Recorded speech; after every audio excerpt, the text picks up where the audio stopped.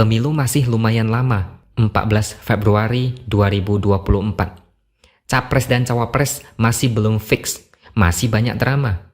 Masa kampanye aja belum dimulai, debat capres aja belum digelar. Tapi para kadrun dan kelompok intoleran langsung tancap gas bikin perpecahan. Ini saya rasa biadab sekali.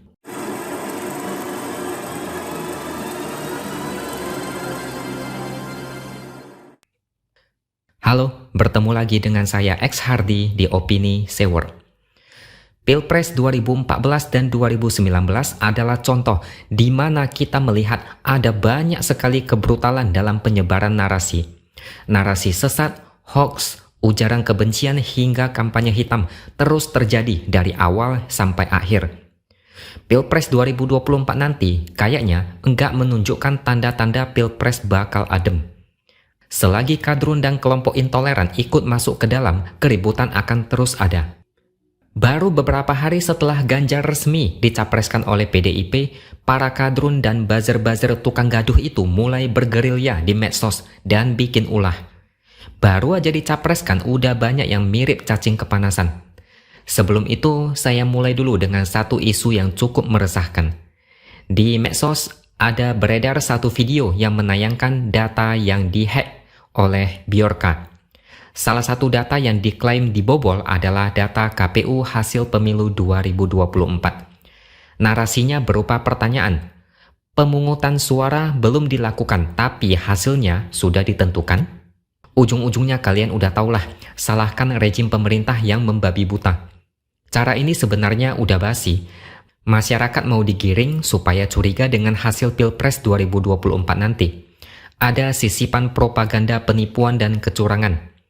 Ini udah 2 kali terjadi saat lembaga quick count abal-abal memenangkan Prabowo. Masyarakat jadi terbelah. Pendukung Prabowo jadi percaya kalau ada kecurangan yang TSM, terstruktur, sistematis, dan masif. Bahkan ada adegan sujud syukur. Kurang meyakinkan apa lagi coba?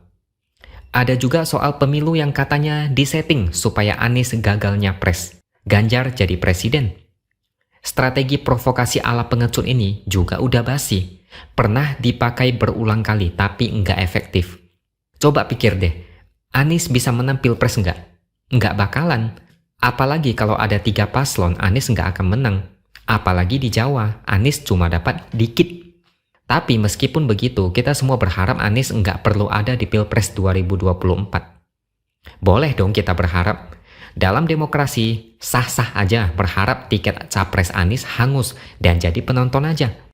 Kalau Anies ikutan Pilpres, kelompok sebelah bakalan terbangun, lalu bikin gaduh seolah udah paling benar, paling suci, paling berhak masuk surga. Mending Anies nggak usah ikutan, toh nggak bakalan menang juga.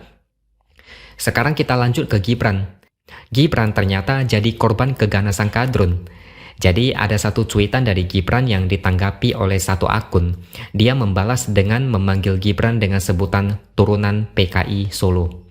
Lalu dia lanjutkan dengan 5 poin panca Cina. Saya nggak mau bahas di sini karena sensitif dan nggak mau kasih panggung ke orang ini. Biasanya Gibran selalu santai tanggapi komentar netizen. Seringkali cuitannya kreatif dan lucu. Tapi kalau Gibran kesal, artinya ini udah keterlaluan. Masa isu PKI diungkit lagi?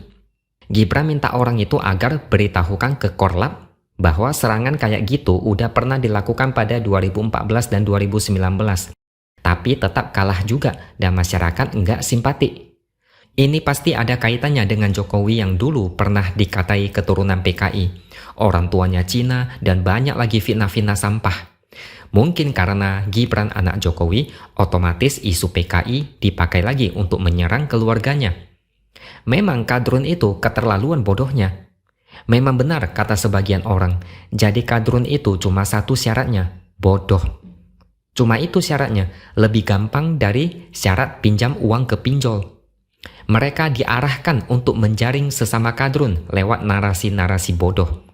Diiming-imingi lahan sepetak di surga, mereka percaya. Dijanjiin nasi bungkus, mereka mau-mau aja. Disuruh sebarkan hoax, mereka nggak mikir panjang. Sekarang kita lanjut ke Ganjar. Sebenarnya ada beberapa isu yang masih menempel di Ganjar. Bagi sebagian orang ini dipermasalahkan dan digoreng. Salah satunya soal pernyataan Ganjar soal menonton film porno.